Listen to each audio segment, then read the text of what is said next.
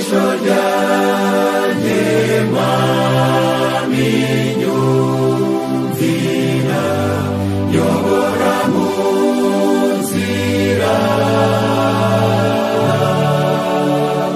mu birushya byo ubuzima y'umuriro. Reka dushimire Imana cyane ko ikomeje kubana natwe nubwo Satani aba yarwanije cyane, ariko ntabwo ari umuneshi mu by'ukuri, ntabwo ari umuneshi kandi gahunda yacu iraza gusoza amahoro. Bavandimwe, ndagira ngo ubwo dukomeje n'iyi gahunda ya sora cyangwa se inkingi eshanu ubuprotestanti bwubakiyeho, hari ikintu nshaka ko tuzirikana cyane. Hari amagambo ari mu gitabo ubutumwa ku basore paji ya 63, aho bavuze amagambo akomeye ngo abantu bahitamo gupfa aho kugira ngo bakore igikorwa kimwe gusa kidatunganye, abo ngabo nibo bonyine bazasangwa ari indahemuka. Mu ntambara ikomeyeho paji ya 99 bavuze andi magambo, baravuga ngo uwifuza kubwira ijambo rya Kristo abatuye isi bose agomba guhora yiteguye gupfa. Ntabwo ari uko turi kwihamagarira urupfu, ahubwo iteka ryose igihe wiyemeje kugendera mu nzira z'Uwiteka, ibyo ngibyo uzabyisangamo nta kabuza. Yego rero ndagira ngo n'ubundi nk'uko twakomeje kubibona kuva kare, duhereye kuri Bernard watangiye avuga kuri sora ya mbere ya sola scriptura, ngira ngo imibereho abakurambere bacu banyuzemo cyangwa se abagorozi cyangwa se abaprotestanti batubanjirije, n'ubundi nuko iryo hame ryo gupfa niryo banyuzemo cyane, aho kugira ngo tugambanire ukuri cyangwa se tunyure mu nzira cyangwa se dukore igikorwa kimwe kidatunganye. Ibizima nuko twava mu mubiri ariko ntitugambanire ukuri kw'Imana. Rero iteka ryose iyo umuntu ashatse kugendera mu nzira z'Uwiteka, byanze bikunze agomba guhura n'iki kintu. Niyo mpamvu abari muri Kristo Yesu bose bagomba kurengana. Rero tugiye kwigira hamwe iri hame rya gatanu, ari ryo riza gusoza andi yose twize kare. Reka nze mbahe screen, ndakeka muri kuyibona. Tugiye kwigira iri hame rya gatanu rivuga ngo soli deo gloria, cyangwa se icyubahiro n'Imana yonyine. Mu Cyongereza ni glory to God alone, cyangwa se mu Gifaransa gloire à Dieu seul. No kuvuga ngo n'ubundi aba protestanti bose batubanjirije icyo baharaniraga cyari icyubahiro cy'Imana. Uko bagiye bakurikirana bavuga kuri iyi sora uko ari bane bose, n'ubundi ikintu cyose baharaniraga tubona yuko cyari icyubahiro cy'Imana. Muri iyi si rero y'uyu munsi yononekaye cyane, tugiye kureba ukuntu icyubahiro cy'Imana kirimo gikorwa kirimo gikandagirwa cyane, uburyo Imana iri gukorwa mu jisho, aho Imana igomba gusingizwa nk'umuremyi waremye ijuru n'isi n'ibirimo byose, ariko noneho abantu aho kuramya iyo ngiyo bahindukira noneho bakaramya ibyaremwe. Ngira ngo dutangiriye kuri somo dusanga mu gitabo cy'Ibyahishuwe igice cya 4, niho turi buze kubona neza uburyo abamarayika bo mu ijuru, ibizima 4 n'abakuru 24 uko baha yicaye ku ntebe icyubahiro, ariko tugasanga yuko impamvu ayiha icyubahiro nta yindi ari uko yaremye ijuru n'isi n'ibirimo byose. Ariko tugiye kuza gutangazwa n'ukuntu noneho abantu aho kuramya iyo ngiyo bahindukira no bakaramya ibyo byaremwe cyangwa se ibyo Imana yaremye. Iyo tugiye hano mu gitabo cy'Ibyahishuwe igice cya 4, turaza kuhasanga umutwe uvuga ngo Yohana yerekwa intebe y'ubwami, ariko ntabwo turi buze gusoma iyi mirongo yose, ahubwo turatangira ku murongo wa 8. Yohana yerekwa iyi ntebe y'ubwami, yeretswe uyicayeho, yerekwa ibizima 4 byari biyikikije, yerekwa intebe 24 zari ziriho abakuru 24, yerekwa inyanja y'ibirahure yari iri imbere y'iyo ntebe, ariko nanone yerekwa arongera yumva amajwi yo guhinda kw'inkuba n'urusaku rwinshi. Ariko icyo nshaka nuko tuza gutinda ku murongo wa 8 kugeza 11. ngo ibi bizima bine iyo bihimbaza cyangwa se biramya iyicaye kuri iyo ntebe, abakuru 24 nabo bakura nk'amakamba yabo bagahimbaza iyicaye kuri iyo ntebe. Ku murongo wa 8 baravuze ngo ibyo bizima uko ari bine byari bifite amababa 6 byuzuye amaso n'impande zose no mu nda, ntibiruka ku manywa na nijoro, ahubwo bihora bivuga biti uwera uwera uwera niwe mwami Imana ishobora byose, niyo yahozeho kandi iriho kandi izahoraho. 9 bakavuga ngo iyo ibyo bizima bihaye yicara kuri ya ntebe ihoraho iteka ryose icyubahiro no guhimbazwa n'ishimwe, bakuru 24 bikubita imbere y'iyo ntebe, bikubita imbere yicara kuri iyo ntebe, bakaramya ihoraho iteka ryose, bakajugunya amakamba yabo imbere yayo bavuga bati, dutinde ku murongo wa 11, bavuga bati mwami wacu Mana yacu ukwiriye guhabwa icyubahiro no guhimbazwa n'ubutware koko. None tugiye kuri B y'iyi 11, kuko none bagiye gutanga impamvu ituma baramya iyicara kuri iyo ntebe, kuko ariyo baremye byose, igituma biriho kandi cyatumye biremwa nuko wabishatse. Amen. Iri somo ni ryiza cyane. Iyo ibizima bine biramije iyicara kuri ya ntebe, bakuru 24 nabo bakubita amakamba yabo hasi, hanyuma bakaramya ihoraho yicara kuri iyo ntebe. Ariko impamvu nyamukuru nta yindi ni yuko ariyo yaremye ijuru n'isi n'ibirimo byose, kandi cyatumye biriho nuko yabishatse. Tubigereranyije n'ibyahishuwe 14 umurongo wa 9 kugeza 11, tuhasanga ubutumwa bwa marayika wa 3 butuburira kutaramya inyamaswa n'igishushanyo cyayo. Ubutumwa bubwira abari mu isi yose ko umuntu aramya inyamaswa n'igishushanyo cyayo, uwo nguwo ari uzanywa ku nzoga y'umujinya w'Imana yiteguye mu gacuma k'umujinya wayo idafungwemo amazi na make, kandi akazabazwa n'umuriro n'amazuba. No kuvuga ngo iki gikorwa tugiye kureba inyuma, turi buze kureba uko isi ubwayo noneho yahindukiye kuramya ibyaremwe aho kugira ngo ihereze icyubahiro umuremyi. Noneho cyahindukiriye, noneho bahindukiye kuramya ibyaremwe, ari byo bizajyanisha no kuramya inyamaswa cyangwa se n'igishushanyo cyayo. Reka hano Imana ubwayo niyo yidekararira neza yuko muri Yesaya 42 umurongo wa 8 iravuga ngo ndi Uwiteka nibyo zina ryanjye, icyubahiro cyanjye sinzagiha undi, n'ishimwe ryanjye sinzariho ibishushanyo bibajwe. Oya rwose, kuri umurongo ukurikiraho akavuga ngo ku bwanjye nzabyikora, nta cyatuma izina ryanjye ritukwa, kandi icyubahiro cyanjye sinzagiha undi. Imana niyo yidekaraye ubwayo ko icyubahiro ni icyayo, ntabwo izagiha undi, ntizagiha ibishushanyo bibajwe cyangwa se n'ibindi ibyo ari byo byose, ahubwo ni icyayo, niyo ibyivugira. Nubwo itabivuga, twebwe nk'abantu twaremwe nayo tugomba kuyiha icyubahiro, kuko n'ubundi tumaze kubona yuko icyatumye biriho, icyatumye bibaho byose, nanjye ndimo nawe urimo, nuko yabishatse. Niyo mpamvu rero mu rwa mbere rwa Timoteyo 6:6 havuga ngo icyakora koko kubaha Imana iyo gufatanyijwe no kugira umutima unyuzwe kuvamo inyungu nyinshi. Ni ukuvuga ngo ikintu cya mbere gituma dushobora kuramya Imana mu buryo bwa nyabwo nuko tugomba kuba dufite imitima inyuzwe. Ariko nanone mu rwa kabiri rwa Timoteyo 3:12 akavuga ngo icyakora koko abashaka kujya bubaha Imana bose bari muri Kristo Yesu bazarenganywa, ngo umusaruro ugomba kubivamo. Niyo mpamvu natangije mvuga ngo uwifuza kubwira ijambo rya Kristo abatuye isi bose azarenganya. Ibyo ni ihame tugomba gucamo, nta hantu twari bwongera. Reka turebe mu mateka gato, turebe umugorozi bita Nehemiya. Mu gihe cya Nehemiya abayuda bari bararahiye ko bazagendera mu mategeko y'Uwiteka, barahiye ko bazagendera mu mategeko y'Uwiteka, ndetse babirahira yuko rwose amategeko n'amateka yose Uwiteka yandikishije batagomba kubica ku ruhande. Ariko ubwo Nehemiya yari asuye mu Buperesi, habayeho icyuho. Noneho mu kugira ngo bazibe icyo cyuho, uwari umutambyi mukuru Eliyashibu yakoze ibara cyangwa se akora ibyangwa n'Uwiteka, akora ibintu bitigeze bikorwa mu Bisirayeli, ari byo muri kubona ahangaha imbere yanyu kuri screen. Ikintu cya mbere yakoze gitangaje cyane nuko yunze ubumwe n'abasenga ibigirwamana. Icya kabiri, yanduje uyu mutambyi mukuru w'urusengero, yanduje urusengero rw'Imana acumbikiramo Tobiya. Uyu Tobiya muramuzi hamwe na bagenzi be basa n'Barati n'abandi, bari abanzi b'Abisirayeli mu buryo bukomeye.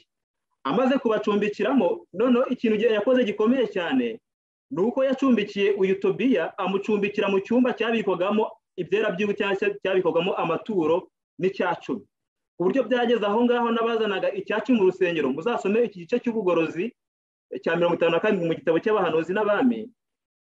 Baravuze ngo abazanaga icyacu mu rusengero bose bagize kwinuba bararakara cyane ku buryo ngo bakizanaga bagononwa kugeza igihe Nehemiya agarutse akongera agasubiza ibintu ku murongo. Ibi bintu nimba ndi kubivuga mu bihuze n'iminsi twicaye muri uyu munsi, kuko ubu ngubu tugiye guhuza ibintu gusa kubera yuko ibyo ndi buze kwigisha ahangaha ni ibintu biriho uyu munsi, ndajya ntanga na fagite zifatika zigaragaza uko ibintu byahozeho ariko nuko uyu munsi ariko ibintu biri gusohora. Icya gatatu bakoze nuko bihandagaje bakazirura isabato. Iyo usomye muri Nehemiya uyu murongo wa 13 umurongo wa 18 bavuze ko ngo baziruye isabato bituma Uwiteka yongera kuzana ibyago ku murwa. Muze gusoma uyu murongo neza. Amagambo nshaka gusoma hano ari mu ibara ry'umutuku baravuze ngo habayeho bamwe mu Bisirayeli batashoboraga kwemezwa gutatira ihame bemeraga. Niko n'uyu munsi bimeze. Nyamara abandi bararyishe ndetse bifatanya n'abapagani mu muhati wabo wo gutsinda umubare muto w'abari bamaramaje. Benshi barihandagaje bica isabato. Ese uyu munsi isabato yaba iri kwicwa? Akenshi nuko dukunze kureba cyane kuba tuzengurutse tukareba amatorero atuzengurutse, ariko reka duhere iwacu muri Eglise Adventiste y'iwacu. Ese uyu munsi isabato yaraziruwe mu buryo bukomeye? Ese iki kintu cya kabiri cyo kwanduza urusengero hagacumbikirwamo Tobiya, ese uyu munsi haba hari ibimeze nkabyo? Ese kunga umwe n'abasenga ibigirwamana uyu munsi birahari? Nawe uze kwisubiza iki kibazo ukurikije n'ahantu uri. Noneho hano hepfo baravuze ngo uko kwifatanya n'abanyamahanga kwateraga urujijo rukomeye muri Isirayeli, kuko bamwe mu bifatanyaga nabo bari abantu bo mu myanya yo hejuru, abagorozi rubanda rwashakiragaho inama ndetse rukabafatiraho icyitegererezo cyiza. Hano bagaragaje yuko abayobozi ubwabo rubanda cyangwa se bo mu nzego zo hejuru abo rubanda rwafatiragaho ibyitegererezo nibo bakoze ayo mabara yose, hanyuma Isirayeli igirwaho n'igitutsi gutyo. Ahangaha rero hano mu bahanuzi n'abambi kuri iyi paji ya 675 abafite soft mwareba kuri iyo paji muri kureba kuri screen, bavuze ikintu gikomeye cyane baranga mu murimo w'ubugorozi ugomba gukorwa uyu munsi. Hakenewe abagabo nka Ezra na Nehemiya. Kubera iki hakenewe Ezra na Nehemiya? Nehemiya hariya bira tumaze kureba amaze kugaruka avuye mu Buperesi, yaraje asanga ibyo bintu byose byabereye mu nzu y'Imana, arangije afata Tobiya aramusora mu rusengero, n'ibintu byose yarinje muri icyo cyumba cyabikogamo ibyera by'Uwiteka byose arabijugunya, ubundi arongera yeza urusengero, gahunda yisubiraho nk'uko byari bisanzwe. Niyo mpamvu umurimo w'ubugorozi ugomba gukorwa uyu munsi, hagomba abagabo nka Ezra ndetse na Nehemiya batazigera boroshya icyaha cyangwa ngo bagisigirize, nta gusubira inyuma mu kurwanira icyubahiro cy'Imana. Abafite umutwaro wo gukora uyu murimo ntabwo bazagira amahoro mu gihe ibibi biriho bikorwa, nta nubwo bazatwikira ikibi bagitwikirije umwenda w'urukundo rudafashije. Abavandimwe banjye babanjije bagiye bavuga kuri uru rukundo rudafashije, aho abantu baba ngo twigishe urukundo gusa, twigishe Kristo gusa n'ibindi, ariko ngo ntabwo bashobora gutwikiriza ikibi cyangwa se umwenda w'urukundo rudafashije. Bazibuka ko Imana idatinya abantu kandi ko guhana bake bishobora kuba imbabazi kuri benshi. Bazibuka kandi ko umuntu ucyaha ikibi ari we mwuka wa Kristo uzagaragariramo. None twebwe uyu munsi iki kibazo kibaje hanga ngo kenshi dukunze kubyitwaramo gute iyo duhamagariwe umurimo w'ubugorozi kandi bigira ingaruka ku bandi gute? Mu gutegeka kwa kabiri igice cya 20 ku murongo wa 8 cyangwa se igice cya 20 cyose hari umutwe uvuga ngo amategeko y'intambara. Hari amategeko yarebaga intambara cyangwa se abantu babaga bagiye ku rugamba, hari amategeko babaga bafite. Aha baravuze ngo kandi abatware bongera babaza abantu bati ninde uri hano utinya agacogora umutima, nagenda asubira imuhira imitima ya bene se wabo igiye gukuka umutima nk'uwo. Uyu munsi abantu bose bafite ubwoba ntabwo bagomba kugaragara muri uru rugamba, ntabwo bagomba kugaragara mu bantu twaze twiga cyangwa se turakomeza tunareba ku gutwara intwaro zose z'Imana. Uyu muntu ntabwo ashobora gufata intwaro y'Imana niba koko agifite ubwoba, adashobora guhamya ibyo yizera ubwe ku giti cye, atarebeye ku wundi muntu uwo ari we wese. Niyo mpamvu bavuze ngo abatware nibongera baza abantu bati ninde uri hano utinya agacogora umutima, nagende asubire imuhira imitima ya bene se ye gukuka nk'uwe. Tugiye kwibanda cyane rero ko noneho ku butumwa bwa marayika wa mbere tubona mu byahishuwe igice cya 14 umurongo wa 7. Ubutumwa bwa marayika wa mbere muzi ko butubwira ngo nimwubahe Imana muyihimbaze kuko igihe cyo gucira abantu urubanza gisohoye. Aha baravuze ngo muri Bible Commentary volume ya 4 page 1144 baravuze ngo muri iki gihe cy'ubuhakanye bwabaye gikwira mu isi aricyo gihe twibereyemo rwose Imana ihamagara intumwa zayo gutangaza amategeko yayo mu mwuka n'imbaraga bya Eliya nka Yohana umubatiza mu gutegurira abantu kuza kwa Kristo kwa mbere yerekeje intekerezo z'abantu ku mategeko 10 niko natwe tugomba gutanga ntazwi byo gushidikanya na rike ubutumwa bugira buti nimwubahe Imana muyihimbaze kuko igihe cyo gucira abantu rubanza gisohoye nibuke ko turi kwiga icyubahiro cy'Imana Soli Deo Gloria cyangwa se Glory to God alone Gloire à Dieu seul niyo mpamvu ubutumwa buturarikira kubaha Imana umuremyi nkuko twabonye yuko impamvu tugomba kumwubaha nuko ari we waremye isi n'ijuru n'ibirimo byose kandi icyatumye biremwa nuko yabishatse mu gitabo cy'Abadiventiste munsi wa karindwi bizera ni mu gitabo kiri soft kuri page 124 nicyo tugiye kwibanda dusobanura ubu butumwa baravuze ngo ubutumwa buhamagara isi yose kwihana burahamagara buri wese kubaha cyangwa se kuramya Imana no kuyihimbaza cyangwa kuyiha icyubahiro icyo nicyo twaremewe kandi dushobora guha Imana icyubahiro cyangwa kuyihimbaza binyuze mu magambo tuvuga n'ibikorwa byacu ibyo ari byo byubahisha data nuko mwera imbuto nyinshi Yohana ahanura ko itsinda rigomba kwiteguza isizgaruka kwa Kristo rizibanda ku nyigisho ya Bibiliya yo guhimbaza Imana bitandukanye n'ibyo mu gihe cya kera rizerekana iby'umuhamagaro w'isezerano rishya ku mibereho itunganye y'ubuzima bwacu mwite kuri aya magambo imibiri yacu ni insengero z'umwuka wera nta burenganzira dufite bwo kwikoreshereza uko dushatse intege zacu imibiri yacu intekerezo zacu kuko Imana yabicunguje amaraso ikaruvari kuki ibi ngibi bigarutse nuko imibiri yandujwe cyangwa se ifite ikibazo nkuko twabyize n'umuvandimwe ari mu gitondo iyi mibiri ntabwo ishobora guhimbaza Imana ntabwo ishobora kuyiha icyubahiro niyo mpamvu imibiri yacu igomba kuba isukuye cyangwa se ari urusengero ruzima mwuka wera abasha guturamo ibintu byose tubasha kwinjiza mu mibiri cyangwa se propaganda ziriho muri iyi minsi zose zigendeye kugira ngo zangize imibiri y'abantu ntabwo umuntu uzubahisha Imana agomba kuba afite ikibazo mu mubiri we ibi ngibi tugomba kubyumva neza rero kuba iyi saha y'urubanza isomo riravuga ngo kuko igihe cy'urubanza kigeze none kuba isaha y'urubanza isohoye bituma uyu muhamagaro uba uwikubagaho kandi uhamagarira abantu kwihana ikubagaho cyangwa se emergency ni ukuvuga ngo niba ari umuhamagaro wikubagaho reka dufate urugero rutoya wenda tuvuge uba uri ozarantura cyangwa se uri hafi y'inzu yawe irahiye ni igitekerezo abantu bakundaga gutanga harimo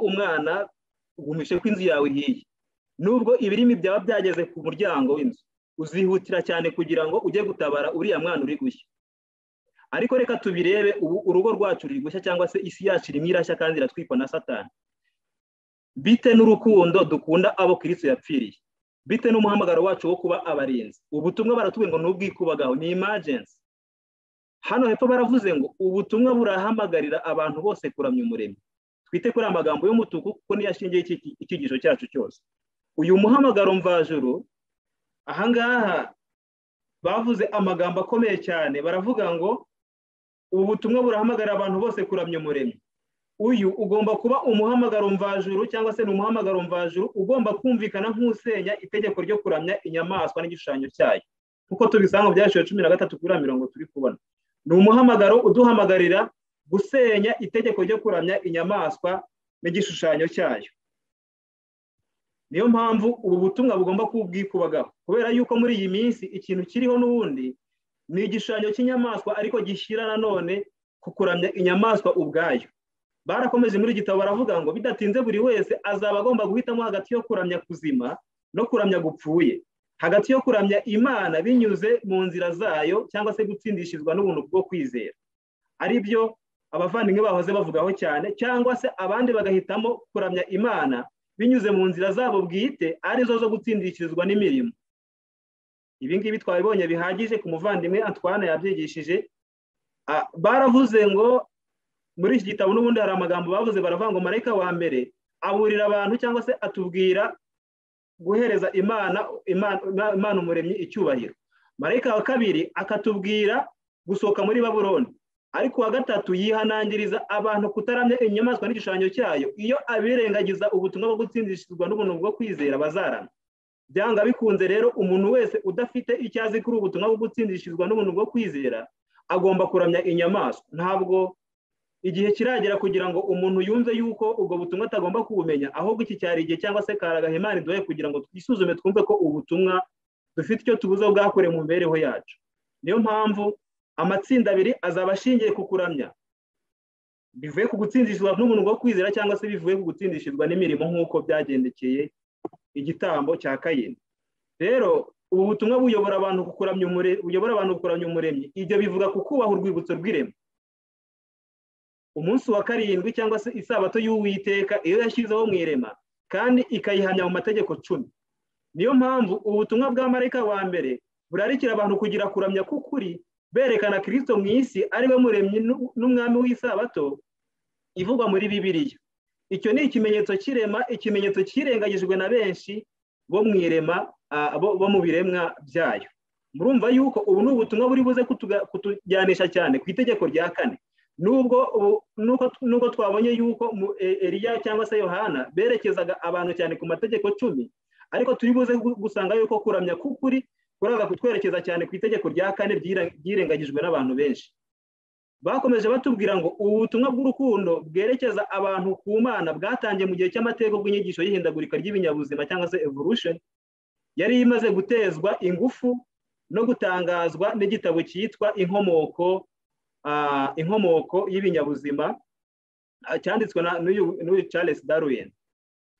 Gutangazwa k'ubutumwa bwa marayika wa mbere kubumbatiye ingingo zisenya iyo nyigisho. Bityo rero uyu muhamagaro usubiza icyubahiro itegeko ryera ry'Imana ryaribaswe n'umunyabugome nk'uko tubona mu gitabo cy'Abatesalonike igice cya 2 muri icyo gitabo. Niyo mpamvu aya magambo ari umutuku nayo tuyazirikane cyane. Baravuga ngo Imana ishobora kubahwa gusa ari uko hongeye kubaho kuramya k'ukuri, kandi abizera bakabaho ubuzima bujyanye n'amahame agenga ubwami bw'Imana. Twongere tuzirikane iby'Imana yari yahamije mu cyumweru cy'irema, uko yagiye irema ku munsi wa mbere ikabona ni byiza, uwa kabiri ikabona ni byiza, umunsi wa gatandatu ikarema umuntu, uwa karindwi ikaruhuka. Hanyuma yarangiza n'umuntu yari imaze kurema ikamuha n'imibereho agomba kubaho n'uburyo agomba gutungwa n'ibimera. Iyi gahunda igomba kongera igasubizwaho neza nk'uko ari muri Edeni. Mu gitabo cya Siri cyangwa se Canson Diet baravuze ngo the vegan lifestyle originated from Eden will be the life of Redeemer cyangwa se will be the lifestyle of the Redeemer cyangwa se ubuzima bwo kurya ibikomoka ku bimera bwatangiriye muri Edeni bugomba kongera bukaba ubuzima bw'abazacungurwa. Niyo mpamvu iyi gahunda yabayeho mu irema igomba kongera gusubizwa ku murongo, isabato ikongera ikaruhuka nk'ukuri mu kuri kwayo. Reka turebe aya magambo ari muri Yesaya ya 58 ariyo tugiye ku Yesaya 58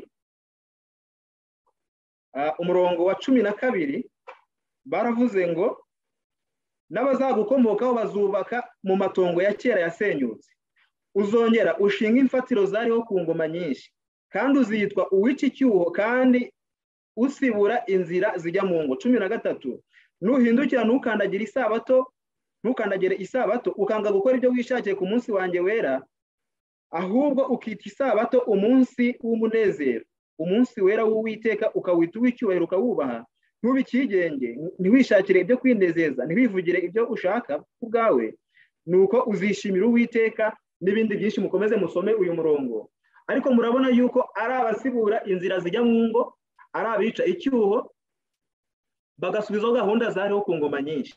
Ubwo murumva yuko gahunda n'ubundi yatangiriye muri Edeni niyo igomba gusubizwaho kuramya k'ukuri Imana yari yashatse yuko abantu bayo bazagenderamo. Basobanura iri somo mu gitabo cy'abahanuzi n'abami kuri paje ya 631 baravuze ngo ahangaho umuhanuzi aravuga iby'ubwoko bushaka gusubizaho amahame agize urufatiro rw'ubwami bw'Imana mu gihe cyo gutandukira ukuri n'ubutungane byabaye rusange. Ni abica icyuho cyaciye mu mategeko y'Imana ariyo rukuta bagoteshejwe kugira ngo rubarinde, kandi kumvira ayo mategeko y'ubutabera, ukuri n'ubutungane ni ukuyabera umurinzi iteka. Mu bihe biheruka rero gahunda yose yashyizweho n'Imana igomba kuvugururwa. Aya ni amagambo ari muhanuzi n'abandi. Gahunda yashyizweho n'Imana igomba kongera ikavugururwa. Icyuho cyaciye mu mategeko y'Imana igihe umuntu yahinduraga isabato kigomba gusibwa. Amagambo turi kuyumva, kigomba kongera kigasibwa. Yego, ubwoko bw'Imana bwasigaye buhagaze ari abagorozi imbere y'abatuye isi, bagomba kugaragaza ko amategeko y'Imana ariyo rufatiro rw'ivugurura cyangwa se ubugorozi ryose rihamye, kandi ko isabato ivugwa mu itegeko rya 4 igomba guhagarara ari urwibutso rw'irema, ikaba ari ikimenyetso gihoraho cyibutsa ububasha bw'Imana mu magambo yumvikana neza, kandi adakebake bagomba kugaragaza ko kumvira amategeko yose yo mu mategeko 10 ari ngombwa cyangwa se ari itegeko. Reka turebe uburyo amategeko ari gusiribangwa cyane cyane iry'isabato, ariko biciye mu kintu cy'impuzamadini igambiriye kumanura hasi icyubahiro cy'Imana. Mu nama zigirwa itorero kuri paji ya 56 mu gitabo kiri hadi kuri software kuri paji bari kurira kuri screen, bavuze amagambo akomeye cyane, baravuga ngo abasenga Imana ikizabamenyekanisha cyane cyane n'itegeko rya 4, kuko ari ryo kimenyetso cy'imbaraga y'Imana yo kurema n'igihamya umuntu uyubaha. Abanyabibi bazamenyekanira ku kurimbura urwibutso rw'umuremyi no gushyira hejuru inyigisho z'Iroma. Ibintu bibiri bigomba kuranga abanyabibi, hari ukurimbura urwibutso rw'umuremyi isabato no gushyira hejuru inyigisho z'Iroma. Reka tunote iki ngiki, ntabwo tuzigera tubona mu rusengero bari kutwigisha kunamira Bikira Mariya nkuko twabonye ari inkomoko ye. Ntabwo tuzabona batubwira ngo twambare ishapure na bya bizira byose bya purgatori n'ibindi byose tubona. Izo nyigisho z'Iroma ntabwo tuzigera tuzibona ku rusengero, ahubwo mu buryo bw'uburyarya azabashishwa byose n'uburyarya, kandi azarimbura benshi biraye. Aha hantu tuhazirikane cyane, ni ibintu bibiri, ni ukurimbura urwibutso rw'umuremyi no gushyira hejuru inyigisho z'Iroma. Ibintu bigomba kuzajyana. Uyu munsi biri gukorwa, ntabwo iri somo turi buze cyangwa se igihamya turi buze kwikira mu mateka. Uyu munsi nawe witegereze urebe ahakuzengurutse mu nsengero n'ahandi, ibi ngibi biri gukorwa. Mu itangira ry'intambara abakristo bose bazagabanywamo imitwe ibiri, abakomeza amategeko y'Imana bakagira kwizera nk'ukwa Yesu, n'abasenga inyamaswa n'igishushanyo cyayo. Mu gitabo cy'ibyaduka igihamya cya 461 baravuze ngo mu gihe amatora yifashishije imbaraga y'ubutegetsi bw'isi ngo ahatira abantu inshingano y'idini, yo ubwayo aba yiremyemo igishushanyo cy'inyamaswa.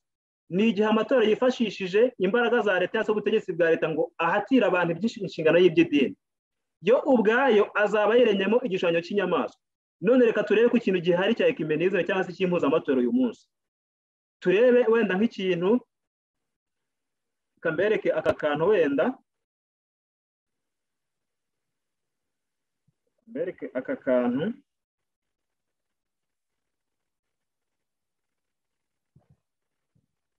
Yego, murabona iyi nkuru baravuga ngo iri kuri Kigali Today. Baravuze ngo abayobozi b'amadini n'amatorero barasabwa gukangurira abayoboke babo kwikingiza. Sibyo? Iki ngiki natwe ubwacu iwacu mu itorero harimo abari kugishishikariza abandi. Ese ibi ngibi biri mu butumwa bwa marayika 3 twahawe? Ntabwo iyi nkuru ndibuze kuyisoma, ni umutwe gusa turebe. Reka turebe n'iyi ngiyi. Iyi ngiyi nayo iri kuri Kigali Today, nayo iravuga ngo abahagarariye amadini n'amatorero bishyiriyeho ingamba zakurikizwa mu gihe insengero zaba zifunguwe. Murabona iyi nkuru igihe yandikiwe, ngira ngo ibi byashyizwe mu bikorwa iminsi myinshi itambutse.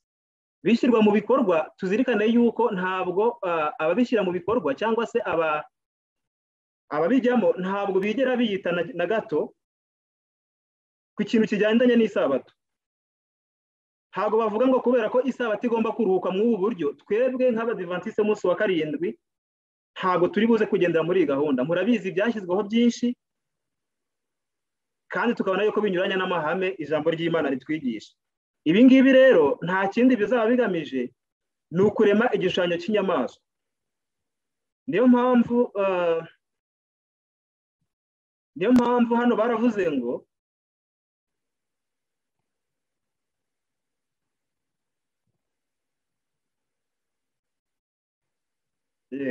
hano muri SDA Bible Commentary baravuze ngo Uwiteka yanyeretse ko igishushanyo cy'inyamaswa kizashyirwaho igihe cy'imbabazi kitararangira, kuko kigomba kuba ikigeragezo gikomereye ubwoko bw'Imana, ari nacyo kizatuma bahitamo ubuturo buhoraho.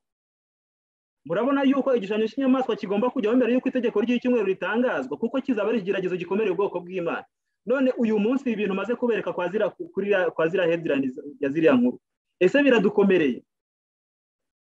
igisubizo nzi yuko ari yego. None baravuze ngo kizaba ari igeragezo gikomeye kuko kizatuma abantu bahitamo ubuturo cyangwa se bazahitamo ubugingo buhoraho. Kubera iki? Ni ukuvuga ngo abantu bagomba guhitamo kugendera muri gahunda z'impuzamatora cyangwa se bakagendera mu cyo ijambo ry'Imana rivuga. Ni ukuvuga ngo amahitamo ni abiri, hari abahitamo kugendera muri gahunda z'impuzamatora n'abahitamo kugendera muri gahunda Bibiliya yigisha. Yego.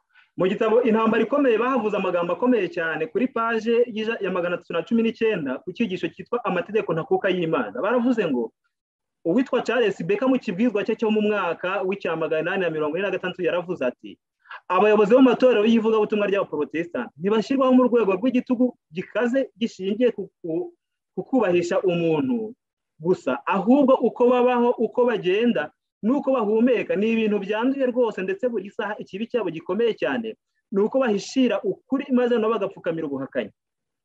Mbese uko siko byagendekeye Roma? Mbese ubu noneho mbese ubu ntitwongera kuba nk'uko babayeho? None se ibyo twiteze kubona ni iki? N'indi nama nkuru y'igihugu, inama rukokoma y'isi yose, ubufatanye mu ivugabutumwa ndetse n'indangakwemera rusange. Aya magambo tuyiteho, ndetse n'indangakwemera rusange. Ibi bizaba bigezweho mu muhati wo kugira ngo habeho ubumwe, intambwe yonyine izakurikiraho niyo gukoresha imbaraga. Ntabwo ibi ngibi biri gusaba ubusobanuro bwinshi kuko ni ibintu twicayemo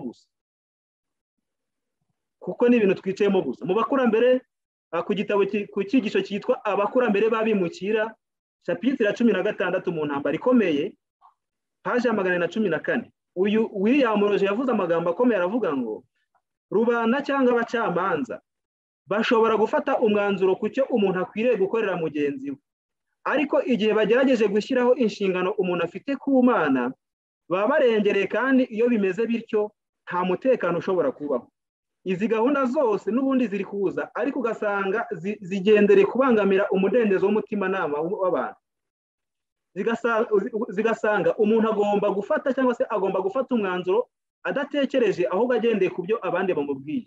Rero hano baravuze ngo uyu William Roger yaravuze ngo nta muntu ukwiriye guhatirwa kujya gusenga cyangwa se kwemererwa uburyo bw'imisengere atabyiyemereje.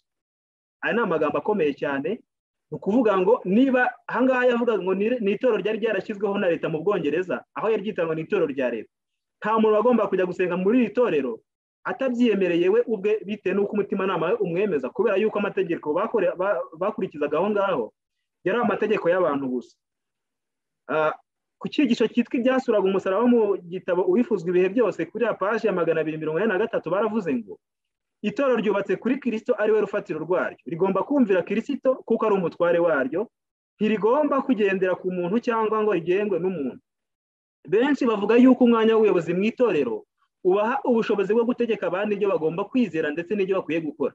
Imvugo nk'iyi Imana ntiyemera. Umukiza aravuga ati mwese muri abavandimwe, bose bahura n'ibigeragezo kandi bagwa mu makosa, nta muntu n'umwe twagendera ku nama ze zose. Bibiliya yonyine, kandi Bibiliya yonyine iyo ni sura twize bwa mbere.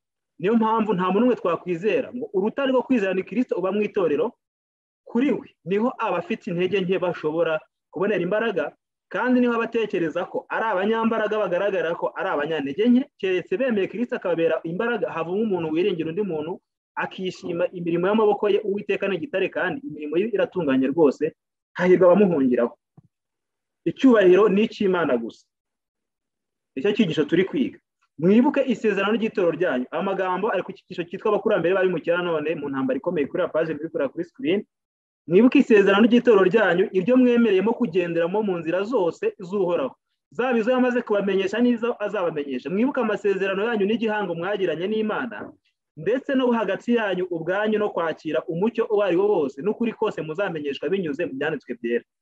Ariko nubwo bimeze bityo, ndabinginze mujye mwitondera ibyo mwakira byose ko ari ukuri, maze mukugeranye kandi mukugenzuza ibindi byanditswe mbere yuko mubyemera. Bibiliya kandi Bibiliya yonyine, kuko bidashoboka ko ubukristo bwaba bwavuye mu mwijima w'icuraburindi wo kurwanya Kristo vuba aha ngo maze ubumenyi butunganye kandi bushyitse buhite bujya ahagaragara icyarimwe.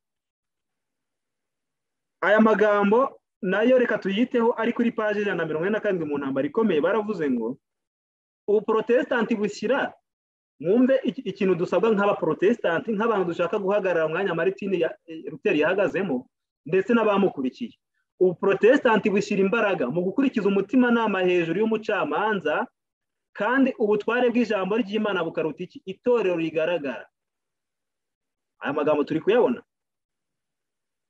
Ubucamanza se ubuprotesitanti bushyira imbaraga yo gukurikiza umutimanama hejuru y'umucamanza, kandi ubutware bw'ijambo ry'Imana bukaruta itorero rigaragara. Ku ikubitiro ubuprotesitanti ntibwemera ubuyobozi bwa leta mu bijyanye n'iby'amwuka, kandi bukavuga kimwe n'abahanuzi n'intumwa buti tugomba kubaha Imana aho kubaha abantu. Iyo tugiye mu gitabo cyo kwitegura agaheruka, kuri ya paje mureba kuri screen baravuze ngo uyu munsi itorero ry'i Roma ryigaragaza imbere y'ab'isi risa n'irifite umwuka wo gukiranuka n'ubwitonzi, maze rigatwikiriza gusegura inyandiko zivuga ubugome bwaryo. Nyamara kandi ntiryahindutse n'ubwo ryambaye ikanzu ya gikristo. Amabwiriza yose ubupapa bwigishije kera aracyarayabwo na bugingo n'ubu. Barakizigamiye amahame bwahimbye mu binyejana birusha ibindi kuba ibyicuraburindi, ntihakagire uwibeshya. Ubupapa ubuprotesitanti bwagamije guha icyubahiro muri iki gihe buracyari bwa bundi bwifatiye isi yose mu minsi y'ubugorozi, ubwo abantu b'Imana bashyiraga ku mugaragaro ibicumuro byabwo bategereje kwica. Niyo mpamvu ubu ngubu abaprotesitanti barimo bararambura ukuboko hejuru y'umworera kugira ngo baramukanye n'ubupapa, kandi ishyirahamwe ririmo rirakorwa ryo gusiribanga isabato y'itegeko rya 4 ngo rikurweho burundu. Ngira ngo umuvandimwe uri buze kuvuga kuri kope ya 26 ibi ngibi baraza kubigarukaho neza uko iri shyirahamwe ririmo ryitegura kugira ngo risiribanga isabato burundu. Inkozi y'ibi yashyizeho isabato y'ibihimbano ikorerwamo na Satani niwe mwana w'ubupapa, izahimbazwa kugeza n'aho ifata umwanya w'Imana. Icyubahiro ni icy'Imana, glory to God alone, cyangwa se soli deo gloria. Yo ishaka guhimbazwa kugeza n'aho ifashe umwanya w'Imana, ariko ibyo ntibizageraho. Twabonye yuko umukiranutsi umwe nubwo yaba ari mukuri ashobora kunyeganyiza ukuboko kw'Imana, ariko benshi bifatanyije nta kintu bazageraho. Niyo mpamvu no muri Yesu yabavuze ngo nimwiyunga ariko muzavunagurika. Nta handi ubupapa bushobora kwisumbukuruza ku Mana hatarimo kugerageza guhindura amategeko yayo, kuko abazemera gukurikiza amategeko yahinduwe babizi bazaba bahaye icyubahiro cy'ikirengo yahinduye. Icyo gikorwa cyo kumvira amategeko ya papa kizaba ari ikimenyetso cyo kumvira gihawe papa mu cyimbo cy'Imana. Rero reka turebe inshingano dufite ku gihamya cya 511 nk'abadivantiste b'umunsi wa karindwi mu byaduka. Igihamya cya 511, abadivantiste b'umunsi wa karindwi bazaba bagomba kurwana inkundura barengera isabato y'umunsi wa karindwi. Kubera iki? Baravuze ngo mu gihe abategetsi ba Leta Zunze Ubumwe za Amerika ndetse n'ab'ibindi bihugu, ubwo n'igihugu cyacu kirimo, bazahaguruka mu bwibone bwabo n'imbaraga zabo maze bashyira amategeko akuraho umudendezo mu by'iyobokamana. Niyo mpamvu nk'abadivantiste tugomba kuzahaguruka tukarwana inkundura. Iyi ntambara ntabwo tuyitegereje, ahubwo twamaze kubona cyangwa turacyari kubona intwaro zose z'Imana tugomba kuba twambaye kugira ngo turwane intambara. Ntabwo ari intambara y'amasasu, ntabwo ari intambara y'ikindi icyo ari cyo cyose y'intwaro ab'isi bakoresha, ahubwo ni za ntwaro turi kugenda tubona. Rero ngo abagorozi ba protesitanti bari bubatse kuri Kristo, bityo amarembo y'ikuzimu ntiyashoboraga kubatsinda. Mu yandi magambo, iri ngiri niyo ryari itorero ry'Imana. Niyo mpamvu abubatse kuri Kristo uyu munsi nibo bazagaragara nk'itorero ry'Imana, kuko nabo bari bubatse kuri Kristo. Amarembo y'ikuzimu ntiyashoboraga kubatsinda, kimwe nk'uko na Kristo bizeraga nawe ntabwo amarembo y'ikuzimu yigeze amushobora, kubera yuko yageze mu gituro ariko arangije avamo. Rero ibyabaye kuri aba bagorozi b'indahemuka birimo icyigisho kuba mu bihe byose bizakurikiraho. Ubwo nkeka nta bandi dutegereje, ni twebwe turiho uyu munsi. Ahangaha rero iki gihamya kiri ahangaha, hari abantu bavuga yuko gusoma ibinyamakuru dushakamo gusora k'ubuhanuzi ari ifuti, ariko hano Mwuka Wera w'ubuhanuzi yareruye aravuga ngo impamvu usomye iki gihamya nuko hari ibinyamakuru tugiye kurebamo uko ibintu bimeze mu isi, birerekana yuko ibihe by'amakuba bitugezeho. Amagazeti ya buri munsi yuzuye iby'intambara iri hafi kubaho. None niba aya magazeti yuzuyemo intambara ibiri hafi kubaho, ese tuyarebe tuyagenzure tumenyemo gusora k'ubuhanuzi cyangwa tubyihorere? Icyo mbona nuko tugomba kugenzura hose, kubera yuko ubuhanuzi bugomba gusora henshi kandi tugomba kuba turi maso. Niyo mpamvu uwitegereza wese azabimenya, uzi ubwenge azabimenya, ariko abanyabyaha bazabigwamo. Rero mu gukora Imana mu jisho tugiye kureba ibintu byihandagaje cyane, cyangwa se ikintu Roma yakoze mu mwaka wa 2019 kihandagaje murabona kuri screen haranditse ngo 10 green commandment of Laudato Si, no ngo amategeko 10 y'ubururu ya Laudato Si cyangwa se iri encyclical recta ya Papa Francis. Aya mategeko 10 dutekereze impamvu atari 9, atari 20, atari 15, ahubwo ari 10. Bibiraza ari nka counterfeit cyangwa se ikiganano cy'amategeko 10 Imana yashyizeho, noneho uretse n'itegeko rya 4 ryibasiwe mu binyejana byahise. Noneho ahangaha turabona noneho mu buryo bwihandagaje n'itegeko n'amategeko yose uko ari 10 yose ashaka gusiribangwa mu buryo bwa counterfeit. Ibi ngibi ushobora kuzabisanga kuri iyi linki ya vimeo.com. uru ni urundi rubuga rukora nka YouTube, nka za Bishute n'izindi. Niho iyi video iri. Nagerageje gushaka igitabo gusa ndakibura kubera ko kiragurwa kuri Amazon. Abashaka kukireba cya 10 Green Commandment of Laudato Si bashobora kukigura, ariko byabaye ngombwa yuko nifashisha iyi video. Rero ibyo tugiye kureba bisa n'ibyabaye mu gihe cya Mireri. Mu gusobanura ibyanditswe muri Daniel 8:14 havuga ngo bizageza iminsi 2300 ko bukiye bukira, ni mu buturo bwera buzabone kwezwa.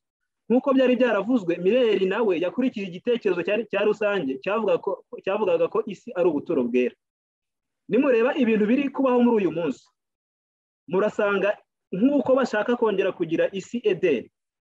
Nuvuga ngo igitekerezo cyari gikwira mu gihe cya Mireri ni nkuko n'uyu munsi bashaka kongera bakagira isi ubuturo bwera. Niyo mpamvu ibyo barimo biruka inyuma byose bashaka kongera kugira ngo barenuvere isi bongera bayagire nshya, ariko tubona yuko iwacu si hano mu isi, ahubwo iwacu ni mu birugo turaza kubibona.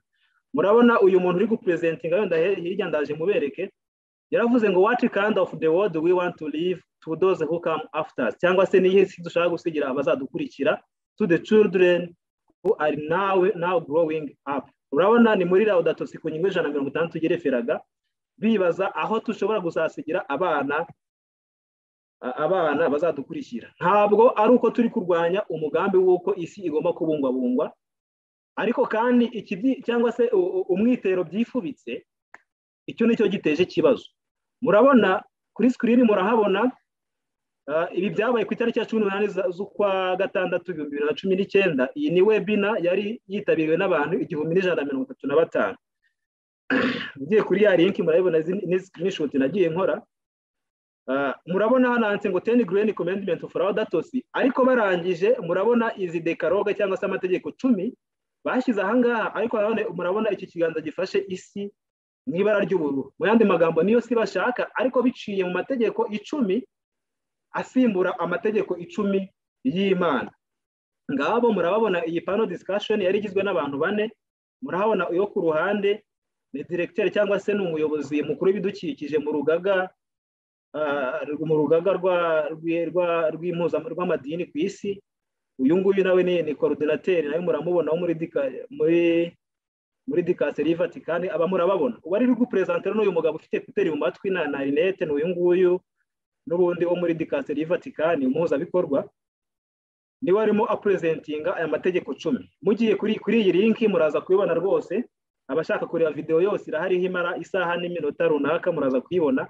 Aho yavuga ngo the main message of encyclical can be summed up in terms of 10 Green Commandment. Cyase avuga ngo encyclical ya Papa Francis Laudato Si igomba guhinirwa mu mategeko 10 y'ubururu cyangwa se bidukikije.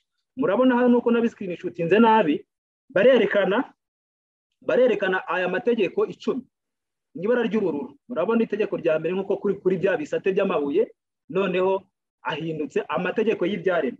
Twabonye impamvu ibizima n'abakuru mu ijuru baramya, nuko twabonye ko muri wa murongo wa 11 byashuye igice cya 4 nuko Imana ari yaremye ibyaremwe, ari yaremwe ibiriho, kandi icyatumye biremwa nuko yabishatse, nanjye ndimo nawe urimo. Ariko abantu barahindukira no mu gukora Imana mu jisho cyangwa se mu kwambara icyubahiro cy'Imana, ari byo bijyanisha abantu kukuramya inyamaswa n'igishushanyo cyayo nkuko twabibonye. Barimo barafata amategeko 10 bayahindura mu ibyaremwe.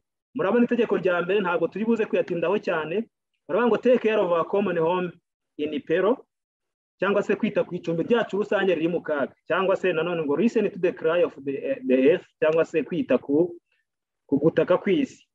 Murabona iri tegeko rya mbere, muzi ko itegeko rya mbere riravuga ngo mu mategeko 10 y'Imana nk'uko aboneka mu Kuva igitabo cya 20, ntukagire izindi mana mu maso yanjye. None niba iri tegeko rigiye mu mwanya w'itegeko rya mbere, ntukagire izindi mana mu maso yanjye, byo kwita ku icumbi rusange ririmo kurimbuka, ubwo noneho turumva Imana bari kuramya ahangahe yariyo ibaye ibyaremwe. Turi buze kureba ibimenyetso bitatu dusoza byo ku bwa Nowa uko byagenze naho, kandi ni uku nguku neza nk'uko biri uyu munsi. Murabona itegeko rya kabiri ni ukwita ku marira y'abakene, ntabwo bitindaho cyane. Gatatu, hano bagaragaza nk'aho nyine rediscover the gospel of creation, nko kugaragaza neza ko mu mayobokamana cyangwa se mu macaci atandukanye iyi ni ubutumwa bwiza, ni gospel of creation, ni ubutumwa bwiza bugomba kwigishwa mu macaci. Itegeko rya kane recognize that the abuse of God's creation is ecological sin, cyangwa se gukoresha nabi ibi by'Imana yaremye ari icyaha, aho bavuga ngo ni sin of future generation, cyangwa ni icyaha turi gukora abazadukurikira, ariko bakagaragaza yuko hari ijambo bakunze gukoresha ngo man can forgive but earth does not. Umuntu ashobora kukubabarira ariko isi ntishobora kukubabarira. Iri ni itegeko rya gatanu, murabibona ntabwo bitindaho cyane kugira ngo ducunguze uburyo umwete. Ndashaka kubereka uburyo gukora Imana mu jisho byihanagaje cyane muri iyi minsi. Basoje, murabona iyi video, murabona ndi ku munota 33 n'amasegonda 8, abandi mwazakomeza rwose link iriho, ubwo munaza kubasharinga iyi document. Barangiye bavuga ngo I thank you for Francis or for Laudato Si, ngo uyu nguyu niba wabatumye kugira ngo bagaragarize isi amategeko 10 yahindutsemo amategeko 10 y'Imana. Rero aba n'abanzi b'umusaraba. Aya magambo ari mu nda aravuga ngo hariho benshi bagenda ukundi, abo nababwiye kenshi nanone ndababwira ndira yuko ari abanzi b'umusaraba wa Kristo, nk'uko intumwa Pawulo abibwira Abafilipi. Amaherezo yabo ni ukurimbuka, Imana yabo ninda, biratana ibiteye isoni byabo, bahoza umutima ku by'isi, naho twebwe iwacu ni mu ijuru, niyo dutegereje umukiza azava, ari we mwami wacu Yesu Kristo. Niyo mpamvu dutegereje ijuru rishya n'isi nshya, ntabwo ari isi izagerwa nshya na papa n'abambari be, oya rwose, ibi ntabwo ariko bigomba kumera. Rero mu gihe cya Luteri n'ubundi yitandukanya na Roma, havuze amagambo akomeye cyane amaze kwitegereza ibyakorerwaga i Roma. Hano mu magambo atukura baravuze ngo Kristo ubwe niwe ucirwaho iteka muri iryo tegeko, nishimiye kugerwaho n'ibyo hano bari bamaze kumukatira, ngo nishimiye kugerwaho n'ibyo bibi, nzira umurimo urusha indi yose kuba mwiza. Ndumva mfite umudendezo ukomeye mu mutima wanjye, kuko noneho nzi ko papa ari antikristo, kandi ko intebe ye y'ubwami ari intebe ya Satani ubwe. Ngayo nguko ahangaha rero dukurikije ibyo turi kubona, kandi ubu n'ubundi abari abambari batumwe nawe, biragaragara ko intebe ya Satani n'ubundi iracyari intebe ye, nta musimbura yigeze abona, ahubwo ibikorwa byakozwe mu gihe cy'umwijima n'uyu munsi biracyakorwa. Reka turemere y'umwuzure ibintu byabayeho, kuko baratubwira ngo uko iminsi ya Nowa yari no kuza k'umwana w'umuntu niko kugomba kuza, no kuza k'umwana w'umuntu niko kugomba kuba kumeze, niko kugomba kuba kumeze.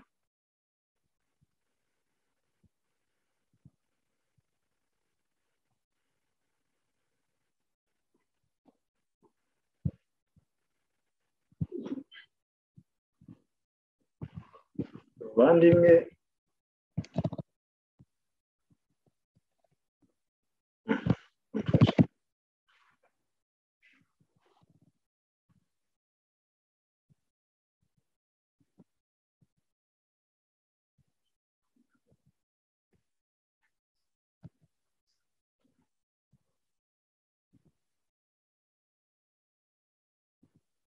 ihangane gato.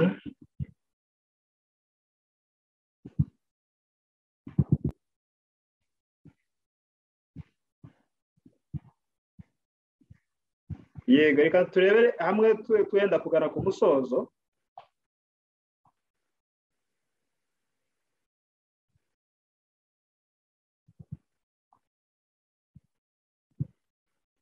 Hano tugiye kuhabona ibimenyetso bitatu simusiga.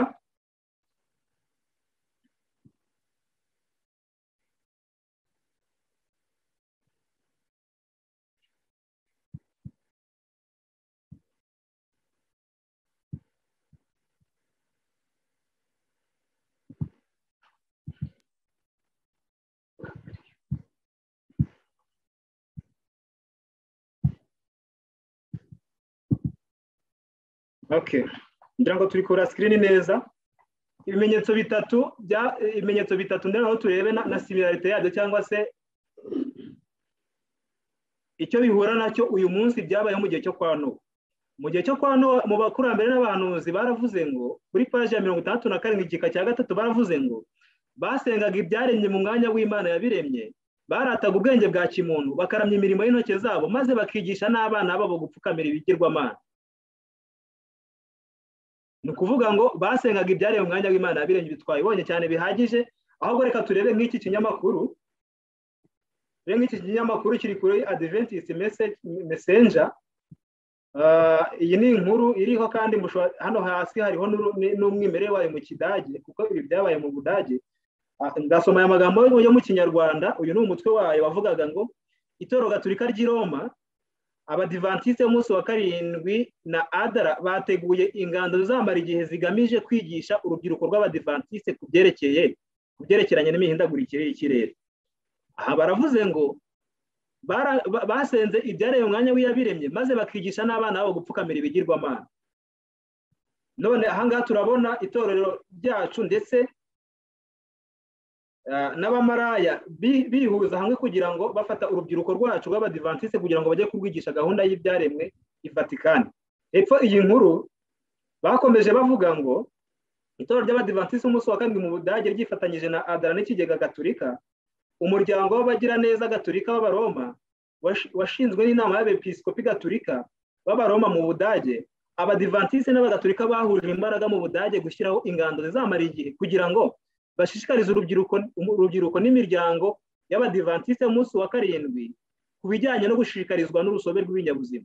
Hepfo wenda ikintu gikomeye cyane murabona hano hepfo baravuze ngo iki gikorwa cyishyuwe na Roma, hari gutangwa inkunga ku rubyiruko rw'Abadivantiste umunsi wa karindwi kugira ngo batembere mu ishyamba no kwigishwa kuri gahunda ya Vatikani y'ihindagurika ry'ikirere. Papa yashyizeho byimaze icyo gikorwa cyigisha inyigisho zidashingiye ku mahame y'iby'umwuka, aho amadini yose ashobora guhurizwa hamwe. Murabona yuko ni igikorwa cyishyuwe na Papa Francis ubwe, nk'aho aha hantu abana bashobora kuzigiraho cyangwa se kuvugira ubutumwa bwa marayika batatu.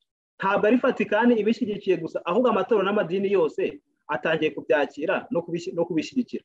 Murabizi muri gahunda y'imyaka 7 ya Laudato Si, muri gahunda y'imyaka 7 harimo no kubyigisha abana cyane cyane mu mashuri, kugira ngo ni kuri iyo gahunda y'imyaka 7 harimo ku ngingo ya 3 niho bagaragaza ko bigomba kwigishwa mu mashuri hose, cyiswe ngo ni Global Compact Education. Ahangaha ibi ntabwo mbitindaho cyane, gihamya mwazakisomera niba ari gihamya iki. Iyi ngingo ya 92 yo muri Laudato Si ngira ngo abantu bakunze kuyivugaho cyane, n'ubundi aho bagaragaza uyu wita nyir'ubutungane ko utunganye ari Kristo wenyine, aho agaragaza ko musaza wacu Zuba, mushiki wacu Kwezi, n'umuvandimwe wacu Ruzi na Mama Si n'ibindi, byo ntabwo mbitindaho cyane. Uyu ni umukaridinari nawe watangaga ubuhamya, aho agaragaza ko iyi pacama cyangwa se kibise ngo ni Mama Si ari dayimoni. Uyu ni umukaridinari w'i Vatikani. Iyi nkuru nawe wenda abaraza gufata idokima bazayisomera. Ikindi cya kabiri kiri mu bahanuzi n'abami none kuri page ya 68 baravuze ngo bashinze ibicaniro by'ibigirwamana byabo mu mirima no munsi y'ibiti by'intohera byari mu busitani. Ibiti by'amoko yose byari bibabereye igicucu iminsi yose. Babyeguriye kuramya imana z'impimbano. Muri ibyo biti harimo ubusitani bwiza burimo utuyira tureture kandi duhuriramo akayaga. Ibiti byari bifite imbuto z'ubwoko bwose kandi bitatsemo ibishushanyo n'ibindi byose bishobora gukururira intekerezo cyangwa se kureshya abantu, maze bakabayobora kukuramya ibigirwamana. Ibi byarabaye nabyo ngira ngo n'ubundi ni ya nkuru. Ibi byabereye mu busitani bwa Vatikani, ngira ngo murabizi bari kuramya Pachamama n'igiti bahatereye.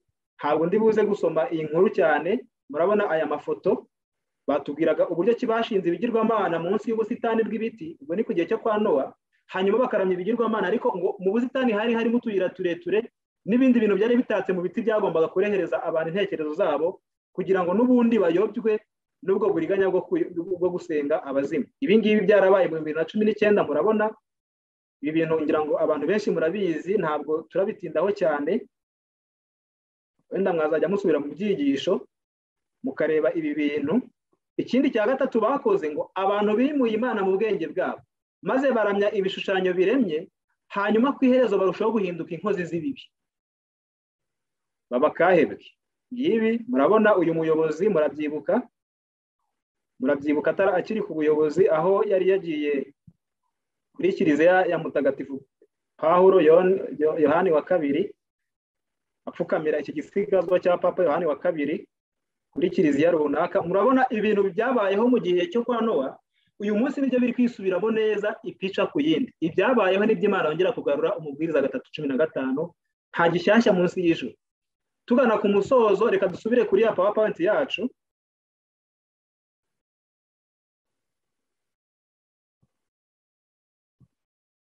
Bavandimwe, iminsi turimo irakomeye cyane, Aya magambo ari muri God Remnant Church, ntabwo nari ndibuze kuyasoma yose, ariko baragaragaza baba ngo nka Dawidi, ubu noneho dushobora kuvuga ngo igihe cyo gukora k'Uwiteka kirageze kuko bahinduye ubusa amategeko yawe. Igihe cyo gukora k'Uwiteka kirasohoye nk'uko tubibona muri Zaburi 119:126. Igihe cyo gukora k'Uwiteka kirasohoye kuko bahinduye ubusa amategeko yawe. Aya magambo ari mu mutuku naravuze ngo duhereye hejuru gato, we regard commandment keeping people be carried away with the prevailing iniquities, cyangwa se abakomeza amategeko y'Imana bashobora kuzatwarwa nuko gutsikamirwa kw'ikibi. Will they be tempted? Bazageragezwa because the universal scorn is placed upon the law of God. Bazemera kugeragezwa igihe scorn, sinzi uko nabivuga translation yanjye yarwaye, ariko igihe ikibi cyangwa se igitutsi gishyizwe hejuru y'amategeko y'Imana, to think less of the law which is the foundation of his government both in heaven and in the earth. Cyangwa se mu gihe amategeko y'Imana azaba ashyizweho iki kibi cyangwa se gikwira mu isi yose, ariko noneho kandi tuzi ko aya mategeko niyo rufatiro rw'ingoma y'Imana mu isi no mu ijuru. Niyo mpamvu abambanjirije bavuze ngo no to his church, cyangwa se ku itorero ry'Imana, his law becomes more precious, holy, honorable. Cyangwa se amategeko y'Imana agomba kuba ay'igiciro, yera, yubahwa, mu gihe ab'isi bo bazaba bagerageza kwitambika cyangwa se bashyira hejuru ibintu gikwira mu isi yose, ariko bigerageza gukuraho urufatiro cyangwa se amategeko y'Imana. Niyo mpamvu ahangaha tugomba kuvuga ngo nka Dawidi, they can say they have made void thy law, cyangwa se bahinduye gusa amategeko yawe. Therefore I love thy commandments above gold, cyangwa se nkunda amategeko yawe kurusha izahabu, yego, cyangwa se izahabu yatunganijwe mu ruganda. Ngo tugomba kuyaha agaciro mu buryo ubwo aribwo bwose, kubera yuko ntabwo tuzigira twemera ko hejuru yayo hagirwa ikindi kintu gishyirwaho Imana itemeye. Ngo hari impuhwe zigirirwa icyaha n'abanyabyaha kandi zikaba ziteje akaga ku majyambere y'itorero. Muri iki gihe ugomba kugira urukundo, n'ibyo bisabwa, ariko icyo gitekerezo gisigiriza ikibi maze kigakingira umunyacyaha, ntabwo ari rwo rukundo Bibiliya yigisha. Uru ni rwa rukundo turi kubwirwa gukunda bagenzi bacu, ariko nanone byose byihishemo uburyarya. Niyo mpamvu tugomba kuvuga ikibi tutitaye uko isi itureba. Ese icyaha gikwiriye kudacyahwa? Ngo ni ryari hazongera kumvikana mu itorero ijwi ryo gucyaha gukiranuka rigira riti, erega uwo mugabo ni wowe? Iyaba aya magambo atari imboneka rimwe, twakabaye tubona byinshi ku mbaraga z'Imana. Intumwa z'Imana ntizakagombye kwivovota zivuga ko imihata yazo iba imfabusa, kereka zimaze kwihana urukundo rwazo zigirira gushyeshyenga ibyifuzo byabo byo gushimisha abantu, ari byo bituma baburizamo ukuri maze bakarangurura bavuga bati ni amahoro, kandi Imana itigeze ivuga amahoro. Ibiriho byose muri iyi minsi birerekeza ku kintu kigendanye no gushimisha abantu. Turanga kwiteranya, ariko uko byagenda kose Imana ifite ibihumbi byayo bitapfukamiye, bari bigomba kuvuga ukuri nk'uko kuri, bagagara umwanya wa Natani bakavuga ngo umugabo ni wowe uri gukora ibyo. Ngira ngo uyu munsi igihe ni iki, nta n'ikindi gihe dusigaranye cyo kuvuga ibi bintu. Muri Yohana 20 umurongo wa 23, muri Yohana 20 umurongo wa 23 baravuze ngo abo muzababarira ibyaha bose bazaba babibabariwe, abo muzababarira bose bazaba batababariwe. Iri jambo abantu bakunze kuryifashisha cyane mu rwego rwo guca abantu batavuganye rumwe nabo cyangwa se babagirira nabi, ariko hano mwumve uko umukiza yabibuzanyije. Yaravuze ngo Imana hano, kuko impamvu mbivuze ni uko abagerageza gucyaha ibibi cyangwa se ababona ibintu uko bigenda, ko twabonye ngo abanyabi bazagaragara ku kurimbura urwibutso rw'umuremyi no gushyira hejuru inyigisho z'i Roma. Ibi ngibi nubwo Roma iri kubikora, ariko harimo n'abacu cyangwa se abo mu itorero ryacu babyijanditsemo. Niyo mpamvu rimwe na rimwe iyo abantu bagerageje gucyaha ibi ngibi, noneho batangira kwifashisha ikibando cyo guheza cyangwa se kubaca nk'aho hari ibindi bintu bakoze bidasanzwe, ahubwo bazira yuko bavuze ukuri mu ijambo, ukuri nk'uko kuri. Hano rero ngo Imana hano ntabwo iha umuntu uburenganzira bwo gucira abandi urubanza. Mu kibwirizwa cyo ku musozi ibi yarabibuzanyije. Ibyo ni ibireba Imana mu butungane bwayo, ariko ku itorero mu bushobozi bwaryo wishyize ku murongo yarishyiriyeho inshingano z'umuntu ku giti cye. Kuri ba bandi bagwa mu cyaha, itorero rifite inshingano kuburira, kwigisha, ndetse byanashoboka rigasana. Mufashe abakora nabi mukiranutse, nimuburire buri mutima uri mu kaga. Ntimugire uwo mureka ngo asigare yishuka, icyaha nimucyita icyaha, muvuge ibyo Imana yavuze ko bijyanye no kubeshya, gukandagira isabato, kwiba, gusenga ibigirwamana na buri kintu cyose. Aha ngaha murabona ko bya bintu byose tubonye isi irimo uyu munsi ni inshingano yawe itorero kugira ngo bacyahe ikibi aho kiri gukorwa hose, babwire abantu ko kwiba, kubeshya, gusenga ibigirwamana, gukandagira isabato ari icyaha, ariko ntabwo yahaye uburenganzira bwo kubwira abantu ngo bahambira abantu cyangwa se babace mu matorero, kubera hari impamvu runaka zishobora gutuma baheza abantu. Ariko mu gihe ijambo ry'Imana rivuzwe, ntabwo aricyo gihe abantu babonye kugira ngo mu by'ukuri babapurikeho ibyo Yesu atavuze. Rero abagorozi si abasenya ibintu. Nubwo turi mu mwanya w'abagorozi cyangwa se abenshi bumva bifuza kuba muri uyu mwanya, ntabwo abagorozi ari abasenya ibintu. Ntabwo bazigera bashaka ukuntu bakwangiza abadahuza imigambi yabo, abadahuza n'imigambi yabo.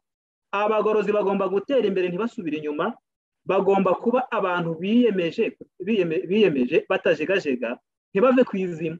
Ariko kutajegajega ntabwo bigomba kwangirikira mu kugira umwuka wo kutumva ukuri. Ikintu cyitwa ukuri, twebwe ubwacu tugomba kumva yuko ngo ikintu cyonyine dushobora kumva kiduteye impagarara mu mitima yacu n'igihe ukuri kwagambaniwe, kandi twagombye kuba nk'abarinzi ku nkike z'i Siyoni. Rero Imana yifuza ko abayikorera bagira gushikama nk'urutare ahari kuvugwa amabwiriza, ariko kandi bakaba bafite ubugwaneza no kwiyoroshya mu mutima nk'uko Kristo yari ameze. Iki ni cyo dusabwa. Ntabwo dusabwa umwuka wo guhangana, ahubwo mu bugwaneza.